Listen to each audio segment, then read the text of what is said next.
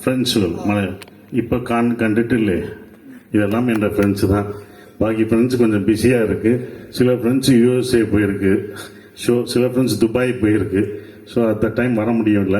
இப்போவும் உண்டு. Johnny Antony sir என்னை இன்ட்ரடியூஸ் பண்ணார். இப்பயும் டச் உண்டு. பிளஸி சார் இந்த ஈசன் படம் நான் டைரக்ட் பண்ண படத்தில் அவர் நடித்தார். அது ஆக்டர் இந்த மூவி அவர் நடித்தார். பிளஸி சார் நடித்த ஒரு இது. இப்பவும் எல்லாரோடையும் அந்த இது இருக்குது. ரஞ்சித் ஏட்டன், பப்பேட்டன் வந்தது. இவங்கெல்லாம் இன்னும் எனக்கு கூட இருக்கிற ஒரு ஃப்ரெண்ட்ஸ் இருக்காங்க. எல்லா ஹீரோயின்ஸும் நான் மலையாள ஹீரோயின்ஸ் தான். என் படத்தில் நடித்ததெல்லாம் மலையாள ஹீரோயின்ஸ் தான் நிறைய நடிச்சிருக்காங்க. அதனால ஸோ இப்பவும் அந்த ஃப்ரெண்ட்ஷிப் எல்லாரிடம் உண்டு. ശ്രീലങ്ക ബേസ് ചെയ്തിട്ട് ഒരുപാട് സിനിമകൾ വന്നിട്ടുണ്ട് മുമ്പ്.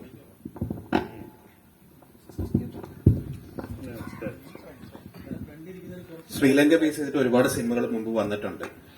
ഇതിലേക്ക് കൃത്യമായിട്ട് സ്പാർക്ക് ചെയ്ത ഒരു മൊമെന്റോ സിനിമയോ അങ്ങനെ എന്തെങ്കിലും റിയൽ ലൈഫ് ഇൻസിഡന്റോ ഉണ്ടായിട്ടുണ്ടോ ഡയറക്ടർ?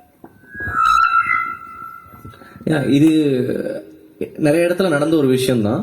அண்ட் இதுக்குள்ள இருக்கிற எமோஷன்ஸ் வந்து லைக் யூனிவர்சலானதான் ட்ரீட் பண்ணியிருந்தோம். என்னன்னா அந்த ஒரு லேயர் மட்டும் எடுத்துட்டோம். ஒரு ஃபேமிலி ஒரு சில கலந்து வராங்க, அது உங்களுக்கு கிளைமேக்ஸ்ல புரிஞ்சிருக்கும் அது என்ன விஷயத்துக்குன்னு. ஸோ உள்ள இருக்க எமோஷன்ஸ் அண்ட் எவ்ரிதிங் அது எல்லாமே வந்து முடிஞ்ச அளவுக்கு நம்மளை சுத்தி இருக்கிறவங்க, நாம் பார்த்த மனிதர்கள், for example MS Bhaskar sir கேரக்டரா இருக்கட்டும், இந்த மாதிரி பீப்புள்லாம் என்ன சுத்தி நிறைய பேர் இருந்திருக்காங்க. அதாவது வெறும் அன்பை மட்டுமே கொடுத்த நிறைய பேர் எனக்கு தெரியும். ஸோ அவங்க எல்லாரையும் இன்ஸ்பயர் பண்ணி தான் ஒவ்வொரு கேரக்டர்ஸும் டிசைன் பண்ணியிருந்தோம். பேசிக்கா கைண்ட்னஸ் அண்ட் லவ் ஸ்ப்ரெட் பண்ணணும், அதுக்காக தான் பண்ணப்பட்ட ஒரு படம் இது.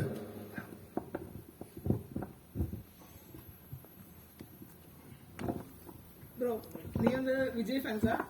அங்கங்க எல்லாருக்கும் கொஞ்சம் விஜய் ரெஃபரன்ஸ் எல்லாம் இருக்கு. இங்க இருக்க எல்லாருமே விஜய் சார் ஃபேன் தான். சோ ஆனா நாங்க அதுக்காக அந்த இது பண்ணல. ஏன்னா அந்த கதையில ஒரு கேரக்டரா அந்த சின்ன பையன் ஒரு விஜய் சார் ஃபேன். சோ அப்படின்ற ஒரு கேரக்டர் ஐ மீன் ஒரு ஸ்கெட்சா தான் நாங்க அது பண்ணியிருந்தோம். சும்மா வாண்டடா இங்க ரெஃபரன்ஸ் வைக்கணுமே அந்த மாதிரி இல்லாம லைக் அந்த பையனோட கேரக்டரே அப்படிதான். அவன் கதவு திறக்கும் போது கூட விஜய் சார் பாட்டு பாடி போய் தான் கதவு திறப்பான். யாருதுன்னு சொல்லி கதவு திறப்பான். சோ முடிஞ்ச அளவுக்கு அவன் அந்த கேரக்டர்லயே இருக்கிற மாதிரி தான் டிசைன் பண்ணியிருந்தோம்.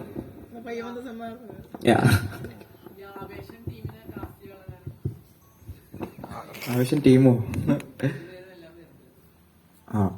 ഇങ്ങനൊരു സിനിമയിൽ ഭാഗമാകാൻ കഴിഞ്ഞത് ഭയങ്കര സന്തോഷമുണ്ട്. ആവശ്യത്തിന് ശേഷം ഇതുപോലൊരു നല്ല സിനിമയും പിന്നെയും ഭാഗമാകാൻ സാധിച്ചതിൽ ഒരുപാട് സന്തോഷം.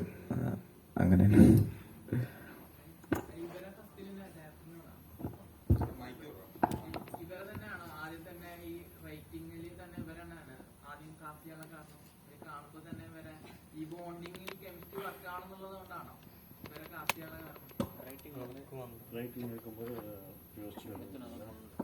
இல்ல ரைட்டிங் அப்போ மிதுன் மைண்ட்ல இல்ல. எல்லாரையுமே நாங்க ஆமா ஸ்கிரிப்ட் எழுதி முடிச்சுட்டு தான் எந்தெந்த கேரக்டருக்கு யாருக்கு கரெக்டா இருப்பாங்களோ அவங்கள்ட்ட போலான்னு சொல்லி பண்ணது. மிதுன் தான் லாஸ்டா மூவிக்குள்ள என்ட்ரான பர்சன். ஸோ லாஸ்டா மிதுன் கேரக்டர் தான் நாங்க யார் பண்ணலாம்னு செக் பண்ணி அதுக்கப்புறம் டீம்ல இருந்து காமிச்சாங்க மிதுன் போட்டோ. நாங்க அது முன்னாடி ஆடிஷன் பார்த்துருக்கோம், என்ஜாய் பண்ணிருக்கோம். அகைன் எனக்கு மிதுன் போட்டோ வந்ததுன்னா சூப்பர், ஒரு ஆடிஷன் பண்ணி பார்க்கலாம்னு சொல்லிட்டு ஆடிஷன் பண்ணி அதுக்கப்புறம் மிதுன் உள்ள வந்தாரு. அஜய்குமார்ண்ணா சொல்லுங்கண்ணா. சேட்டா ஆயினா இப்போ ஃபர்ஸ்ட் படம் பண்ணல டைரக்டர் சார் கிட்ட இருந்து நீங்க ஒரு வியந்து பார்த்த விஷயம் என்ன? இவ்வளவு நாள் உங்க எக்ஸ்பீரியன்ஸ்ல ஏதாவது ஒரு சீன் சொல்ல